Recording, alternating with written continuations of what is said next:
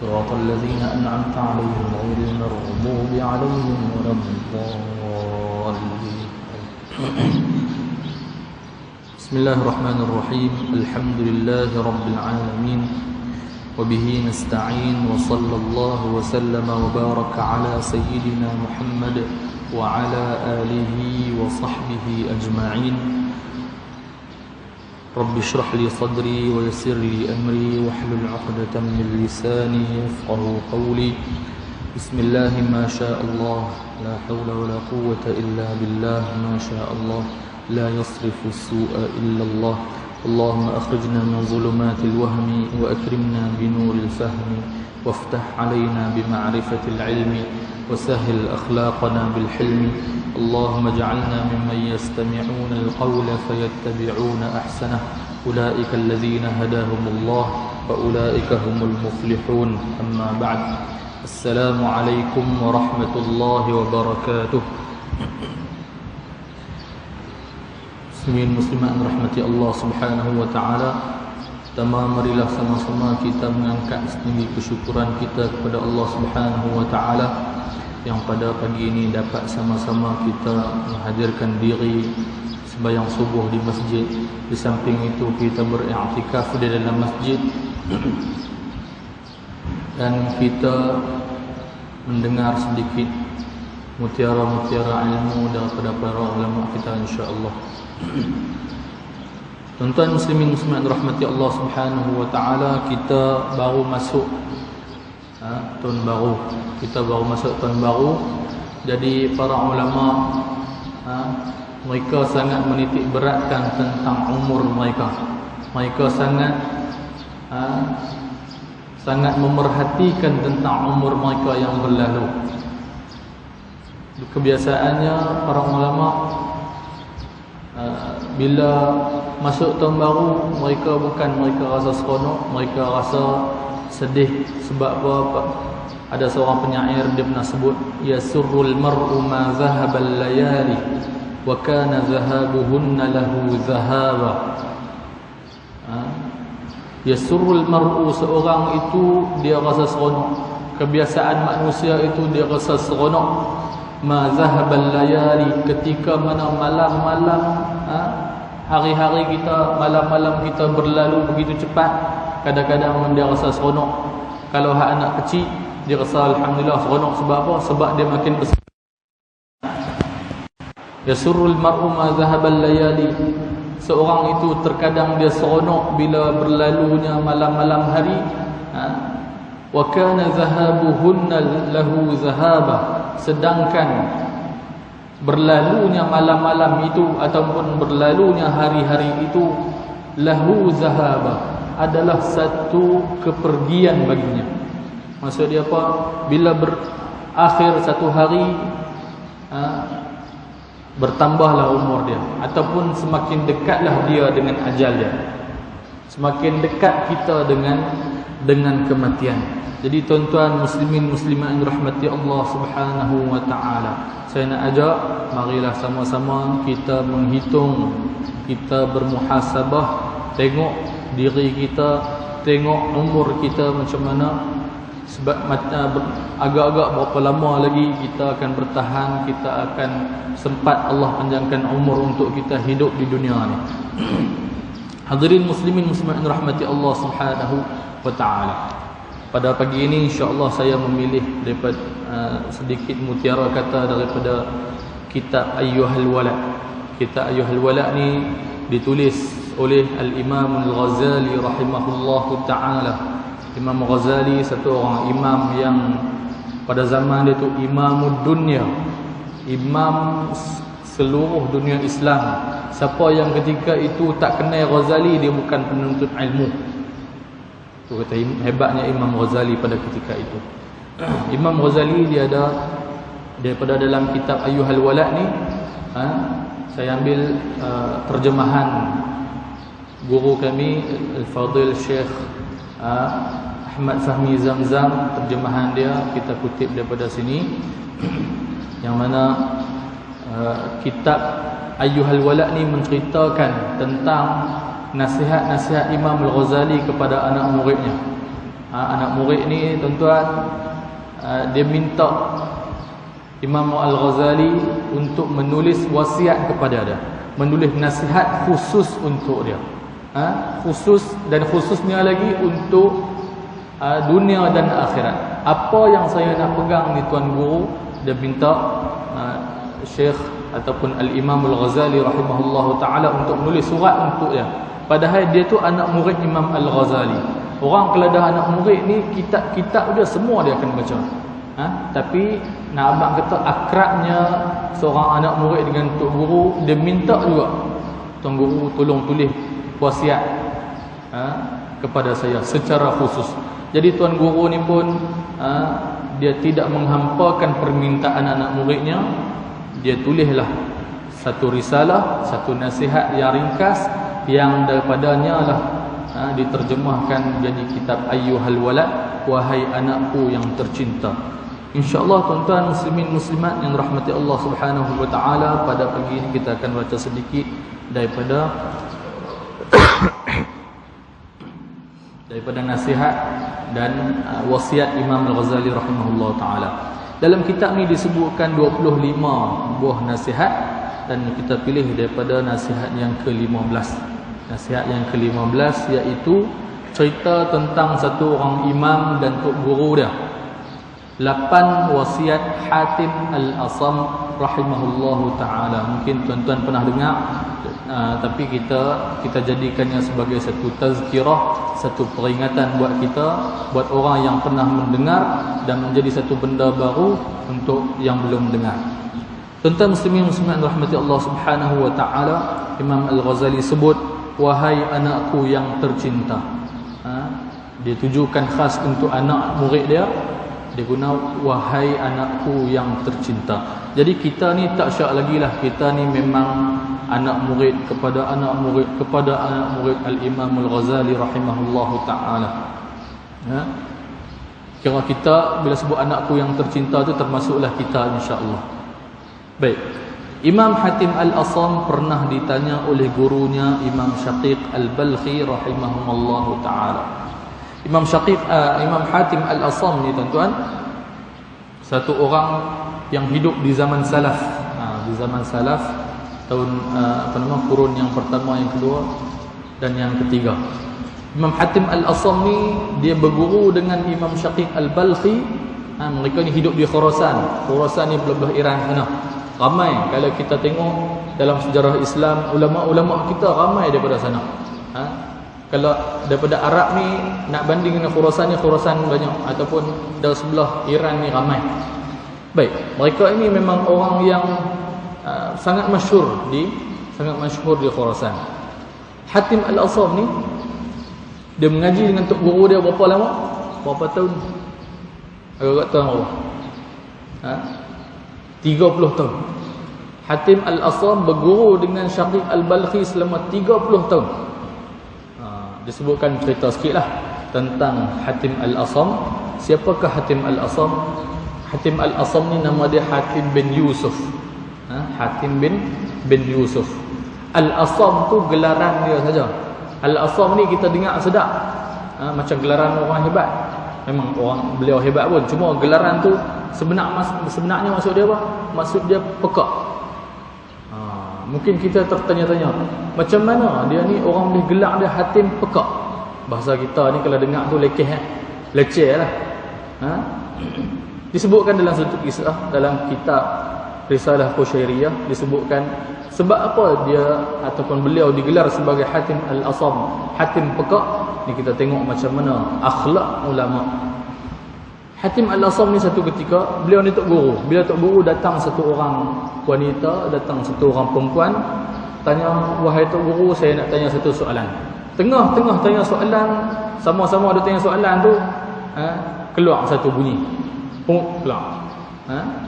Perempuan tadi muka merah, tak ada dah lah, merah sungguh-sungguh. Perempuan tadi terkentut rupanya.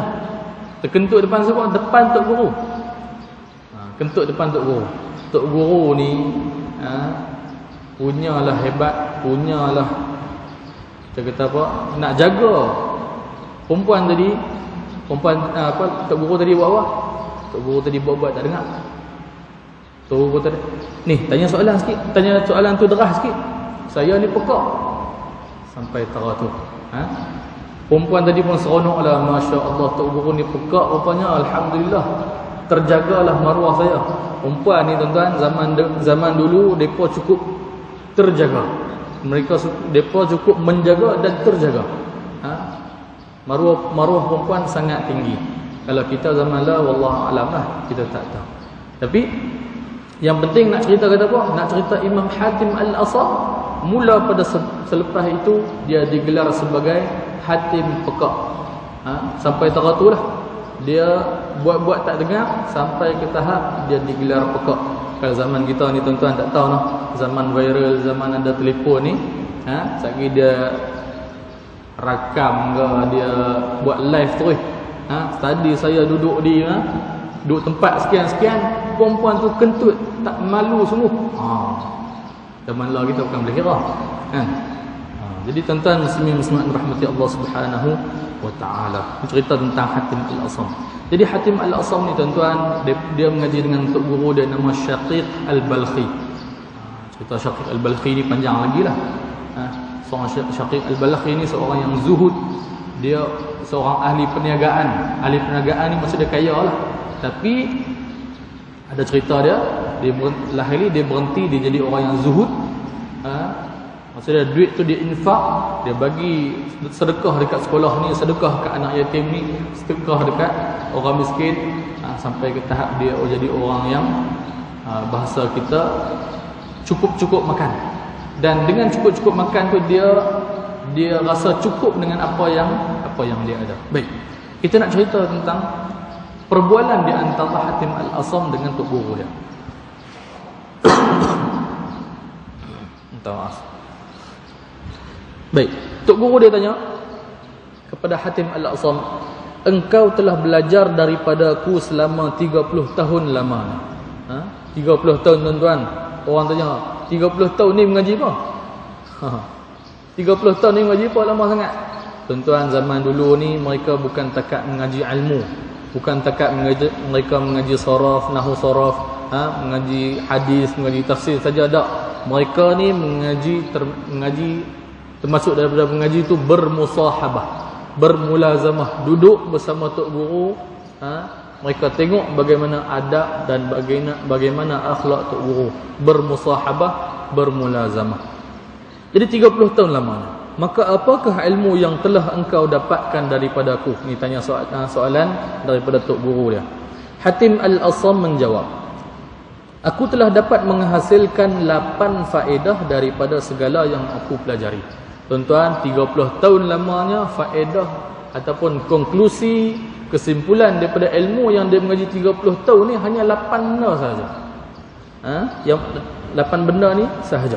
Pada hematku, 8 faedah ini sudah memada untukku, kerana aku mengharapkan padanya keselamatan dan kesejahteraanku pada hari kiamat nanti. Tuan-tuan, kita cerita sikit tentang akhir daripada kisah ni. Akhir daripada kisah ni bukan apa, takut kita tak sempat cerita semua, kita cerita takat mana kita boleh. Yang mana akhir pada kisah ni tuan-tuan, selepas selesai dia terangkan, ceritakan tentang 8 benda ni, apa kata tok guru dia? Lalu Syaqiq Al-Balkhi berkata kepada Hatim Al-Asam, semoga Allah sentiasa memberi taufik kepadamu. Dia doakan anak dia ni berjaya. Sesungguhnya aku telah membaca Taurat, 1, Injil, Zabur dan Al-Quran, 4 buah kitab dibaca. Maka aku dapati isi keempat-empat kitab ini adalah berkisar pada membahas 8 masalah yang engkau sebutkan tadi. Daripada 4 buah kitab samawi, semua berkisarkan tentang masalah-masalah ataupun perkara-perkara yang disebutkan oleh Imam Hatim Al-Asam. Maksudnya dia buat konklusi itu memang betul-betul tepat, betul-betul baik. Dan siapa yang beramal dengannya, maka sebenarnya ia telah beramal dengan keempat-empat kitab yang aku sebutkan tadi. Maksudnya kalau kita boleh amalkan semua, kita telah beramal dengan 4 buah kitab yang diturunkan oleh Allah Subhanahu wa taala. Allahu alam, mungkin Syaqiq Al-Balkhi pada ketika itu dia jumpa kitab-kitab ni belum diubah, wallahu alam mungkin, ataupun dia kenal yang mana yang dah diubah, ubah sikit ataupun ubah banyak, ada yang mana boleh ubah, dia dah ubah, yang mana benda tu tak boleh ambil langsung dah, ataupun dia benda tu dah ubah tapi dia boleh faham, yang mana yang dia ubah tak boleh pakai dia tolak, yang mana yang boleh pakai dia ambil. Allahu alam. Macam itulah kita tengok yang zahirnya. Lalu Imam Syaqiq Al-Balkhi, kita sambung balik dah awal. Lalu Imam Syaqiq berkata, apa dia 8 faedah itu? So sebut kepada aku satu-satu, saya pun nak dengar. Imam Hatim Al-Asam menjawab, 8 faedah itu ialah faedah yang pertama, sesungguhnya aku telah melihat kepada makhluk-makhluk yang ada di dunia ini. Ni cerita ulama-ulama ni, dia suka ta'ammul, suka berfikir. Dia bukan duduk saja. Zaman kita ni tuan-tuan, teknologi membuat kita untuk kita tak berfikir ataupun kurang berfikir tentang hakikat kejadian kita. Dia tak apa nak tengok tentang, ataupun kita kata tak, kurang berta'ammul, kurang mengkaji. Sebab kita banyak duk main handset dan sebagainya, kita disibukkan dengan benda tu. Jadi sesungguhnya aku telah melihat kepada makhluk-makhluk yang ada di dunia ini, lalu aku mendapati bagi setiap makhluk ini mesti ada sesuatu yang dikasihinya dan diasyikinya, dan aku melihat pula bahawa ada sebahagian daripada sesuatu itu sesuatu yang dikasihinya itu hanya menemani kekasihnya sehingga sampai ia sakit sahaja. Ada tuan-tuan orang yang kita sayang, kita ada isteri, kita ada anak-anak, kita ada ibu ayah, kita ada kawan-kawan, kita ada jiran, kita ada sahabat handai dan sebagainya. Semua itu orang yang kita sayang, orang yang baik dengan kita. Tapi kata Imam Hatim Al-Asam, orang yang baik dengan kita ni kod mana pun ada macam-macam jenis. Mai kadang-kadang bila kita sakit, dia dah tinggal kita dah. Bila kita sakit, bolehlah dia mai ziarah sekali dua, kemudian dia dah tak larat dah, dia pun tinggal lah. Itu yang pertama. Dan ada pula yang sentiasa menemaninya sehingga ke dalam kubur. Ada yang sanggup menemani sehingga ke dalam kubur. Apa dia? Kita akan tengok. Manakala yang lainnya akan terus balik dan tidak mahu untuk bersama-sama dengan kekasihnya di dalam kubur. Kawan-kawan kita, sahabat, keluarga kita tak sanggup turun dengan bersama kita dalam kubur. Ia akan membiarkan kekasihnya tinggal seorang diri di dalam kubur. Lalu aku terus berfikir dan akhirnya aku membuat kesimpulan bahawa sebaik-baik kekasih itu ialah kekasih yang setia, yang mengiringi kekasihnya ke dalam kubur dan menjadi penghibur dan teman setia. Dan tidak ada kekasih yang bersedia untuk berbuat demikian selain daripada amalan yang soleh. Nabi SAW pernah bersabda, ini bukan takat fikir biasa-biasa saja tuan-tuan. Ini berfikir berdasarkan hadis Nabi SAW, hadis riwayat Sayyidina Anas bin Malik.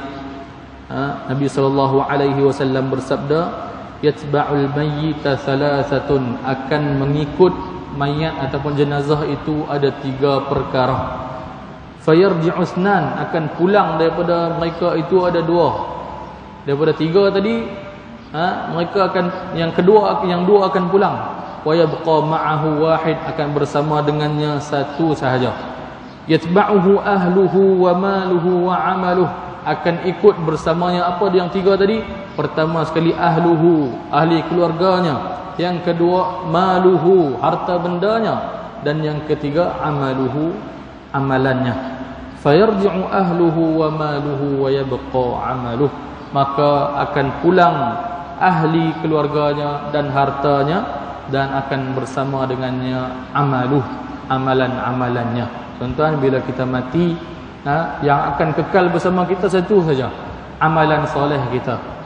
Ini tanpa kita menceritakan tentang amalan-amalan, sumber-sumber amalan lain kita lah. Kita tak cerita tentang anak, 3 hadis Nabi yang satu hadis Nabi yang cerita tentang 3 benda tu, anak yang soleh, pahala sedekah jariah dan sebagainya. Kita tak cerita tentang tu. Tapi hakikatnya Yang akan kekal bersama dengan kita adalah amalan kita sahaja. Orang lain kasihlah tara mana dengan kita, jiran kita rapatlah tara mana dengan kita, isteri kita sayanglah tara mana dengan kita, dia takkan sanggup untuk kekal dengan kita di dalam kubur. Dalam kubur ni nafsi seorang-seorang saja. Seorang-seorang saja. Cuma kalau orang isteri kita ataupun kawan-kawan kita, kalau dia sayang sungguh-sungguh, dia hantarlah pahala kepada kita. Baik. Sikit lagi. Dan tidak ada kekasih yang bersedia untuk berbuat demikian selain daripada amalan soleh. Amalan soleh saja tuan-tuan yang akan bersama dengan kita. Maka aku terus menjadikan amalan soleh ini sebagai teman dan kekasihku. Tak kisah orang nak kata apa, katalah. Orang nak kata apa, katalah.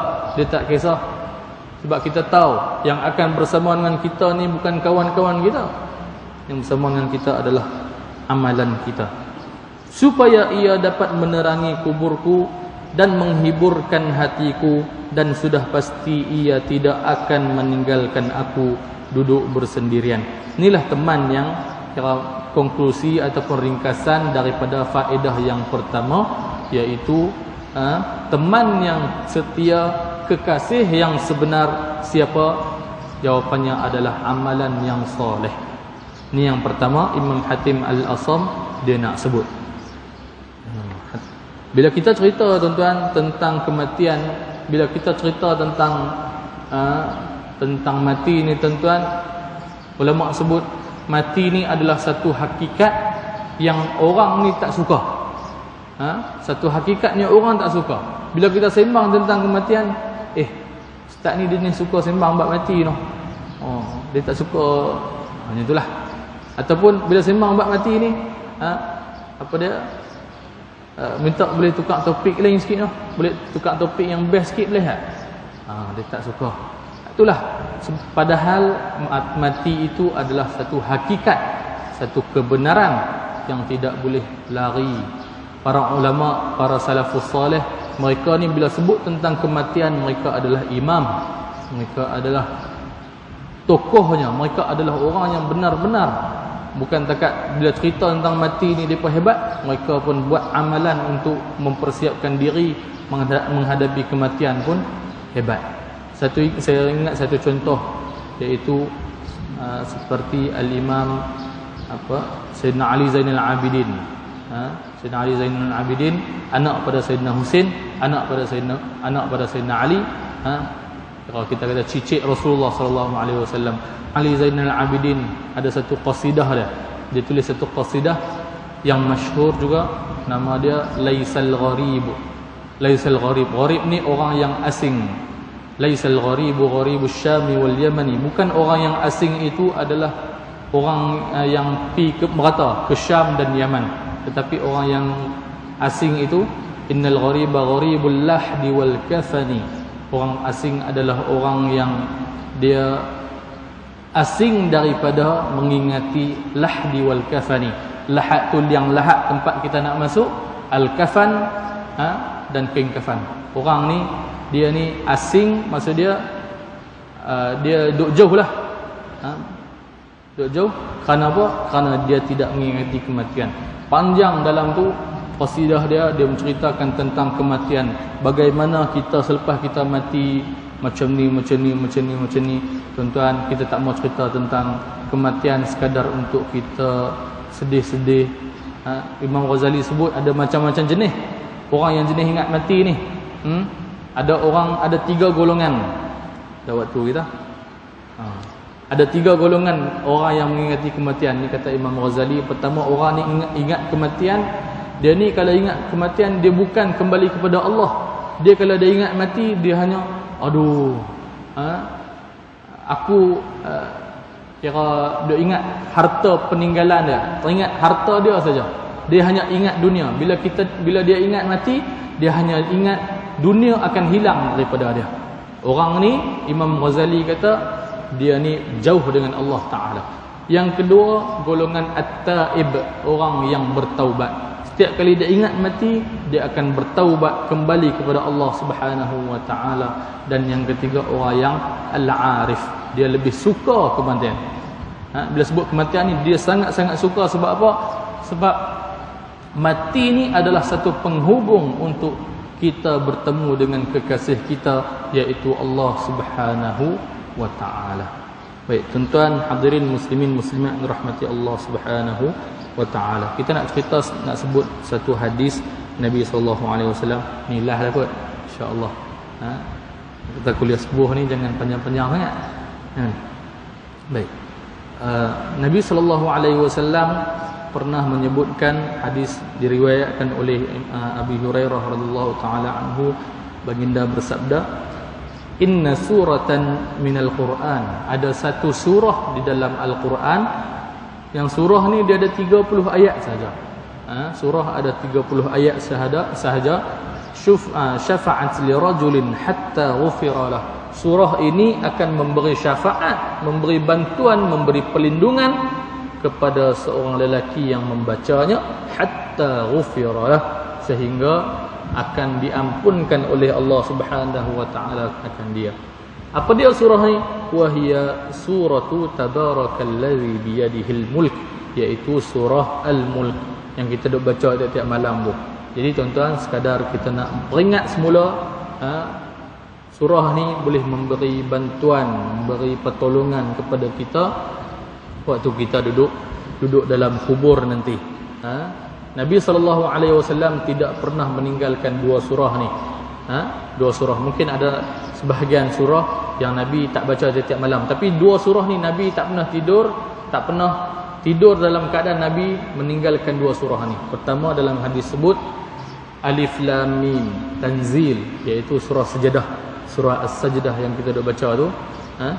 Alif Lam Mim Tanzil kitabil la raiba fihi min rabbil alamin am yaquluna iftarah. Nabi tak pernah tinggal satu. Yang kedua, Nabi tak pernah tinggal surah Tabarakallazi biyadihil mulk. Surah Tabarak, surah Al-Mulk. Itu yang pertama. Yang kedua tuan-tuan, kita nak kongsi juga. Saya nak ajak tuan-tuan dan diri saya, marilah sama-sama kita banyak berzikir. Bila kita banyak berzikir ni, kita ni kadang-kadang tuan-tuan, kita ada orang yang kerja dia duduk atas motor banyak. Ada yang orang ni dia banyak naik kereta, musafir ke sana ke sini. Kalau kita di Malaysia tak apalah, kita ni duduk dekat-dekat saja. Musafir pun dekat-dekat je, paling lama pun pergi sebelah KL, Johor dan sebagainya. Tu pun tak lama kalau nak dibandingkan di Indonesia. Saya baru balik dari Indonesia, belajar di sana. Kalau di Indonesia ni tempat dia luah. Luah ni kalau kita kata musafir ni habis umur kat jalan, orang kata. Umur ni habis kat jalan ya. Musafir di Indonesia. Jadi nak cerita kata apa? Kadang-kadang kita duduk saja. Kita duduk dalam kereta tu. Kalau kita ada kawan-kawan, kita sembang saja. Ataupun kalau kita duduk seorang-seorang, kita duduk dengar muzik, kita dengar radio dan sebagainya, dengar saja-saja. Kalau dengar ceramah, alhamdulillah. Tapi kadang-kadang umur kita habis macam tu je. Saya nak ajak kita memperbanyakkan zikir. Allah Ta'ala sebut uzkurullaha zikran katsira, sebutlah ataupun berzikirlah dengan zikir yang banyak. Zikir ni kita bagi banyak. Kalau boleh duduk saja-saja jalan main masjid, zikir subhanallah alhamdulillah wala ilaha illallah wallahu akbar. Dan banyak lagi selawat dan sebagainya. Supaya apa tuan-tuan? Supaya kita nak cerita tentang, tadi kita dah habaq tentang amalan yang soleh yang akan menemani kita dalam kubur.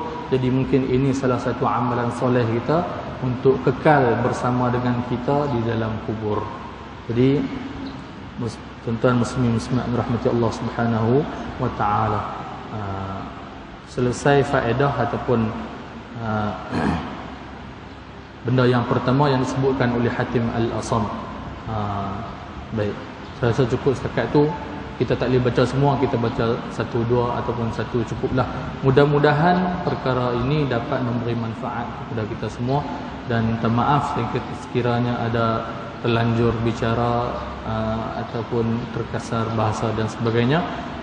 Mohon maaf. Jadi mudah-mudahan perkongsian pada pagi ini dapat memberi manfaat kepada tuan-tuan dan puan-puan yang hadir pada hari ini, dan terutama sekali buat diri saya sendiri. Saya sudahi dengan Wabillahi taufiq wal hidayah. Wassalamualaikum warahmatullahi wabarakatuh.